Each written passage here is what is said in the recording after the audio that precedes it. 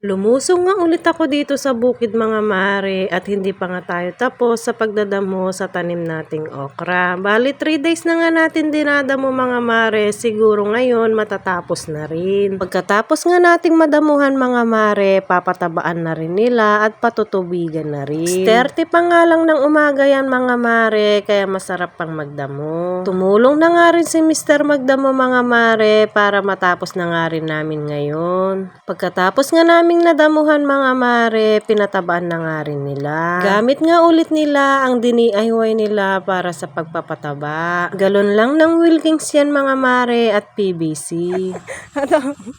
Dong, ay, gagabihin na siya. Huwag kang mag-alala, makakauwi ka din.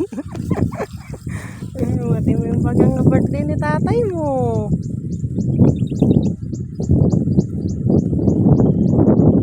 May pamulaklakan na nga ang tanim nating okra mga mare, kahit maliliit pa lang sila. Balita ko nga mga mare, mataas daw ang presyo ng okra ngayon. Sana maabutan rin natin yung ganong presyo. Mag-iisang buwan na rin wala tayong pinipitas na gulay mga mare. Iba rin talaga ang may pinipitasan, may dumarating kahit pang ulam lang. Pagkatapos nga nilang nagpataba dyan mga mare, kinasa na nga rin nila ang gagamitin nilang lona para sa pagpapatubig. Hindi ko na nga sila na-videohan dyan mga mare na nagkasa ng lona at hindi nga nag-play ang aking cellphone. Kinagabihan nga mga mare, kami nga ni Mister ang nagbantay sa pagpapatubig. Kumain nga muna kami ng hapunan ni Mister mga mare, naglaga nga lang ako ng itlog at yung tira naming ulam kaninang tanghali. Kami nga lang ni Mister nandito mga mare at umuwi nga yung kapatid ko. Mga alas 12 na nga kami nakauwi dyan ni Mister mga mare, dito na sana kami matutulog.